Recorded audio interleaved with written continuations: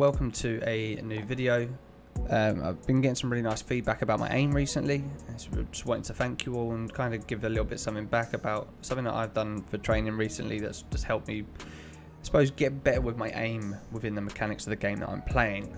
So practicing them with the mechanics is really helpful, and recently they also removed shipment, which used to be my warm-up routine if I was coming onto the game anyway, because you get those fast reps. You know, you're constantly spawning in, there's constantly aggression going on, there's always an aim situation, and that gets you prepared for when you go into a BR and there's less aim situations. You know, you're only expected an aim situation or a gunfight every 2 minutes rather than every 2 to 3 seconds. So obviously there's a clear difference with how much you're going to be trained within a shipment match. So let's take it into the private game, talk about the settings that I set up for this.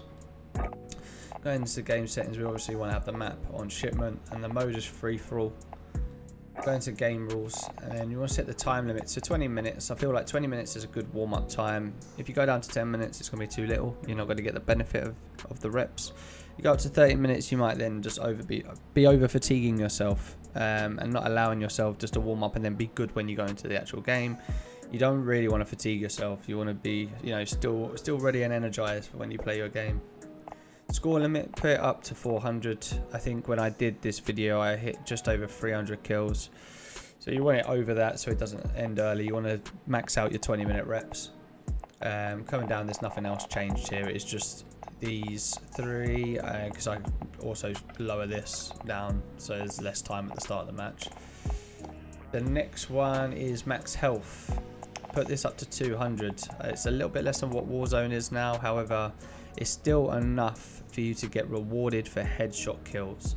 The whole point of this exercise is the same: aim for heads, maximize your damage, and the more you hit heads, the faster you get the kills, the quicker you can move to the next. So it also penalizes you for not hitting a head. If you just hit bodies, for example, then the chance of another bot coming around the corner and killing you is way higher, so you're going to lose your streak.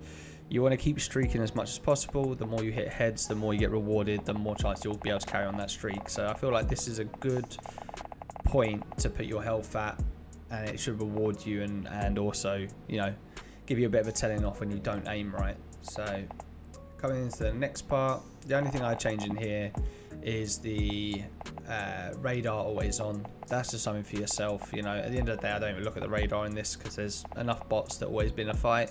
You don't really need the radar. However, it's warming up, it's practice, you may as well. In here, I leave everything standard. Bot setup, don't max this out to 11 just because I feel like at that point there's too many bots on the map. You don't get a chance to reload your guns if you need to. 9 just seems like a better point to be at. It allows you to get away sometimes and reload and keep the streak going. And then also you don't want to play on regular or above because they start throwing grenades, flashes, stuns, and then you're not aim training anymore. It's kind of taking away from your ability to train. So keep it on recruit. It allows them just to shoot at you and you can just keep aiming at heads. In terms of weapons, you can do it with more or less anything. You can even go around with an LMG. It will give you a lot more bullets, but this is what I was using. So this is the M4, kind of an ADS build, but also one to manage the recoil a little bit because it is a bit kicky sometimes, the M4.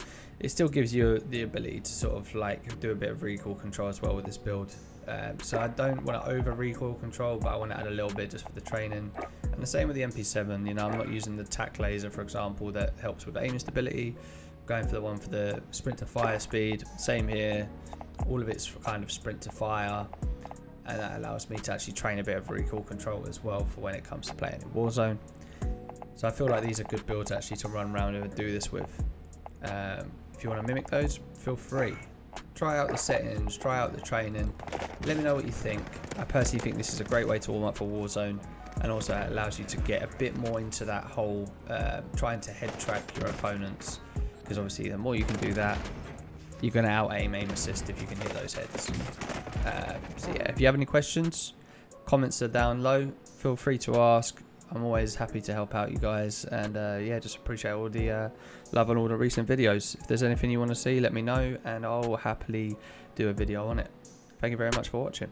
Take care.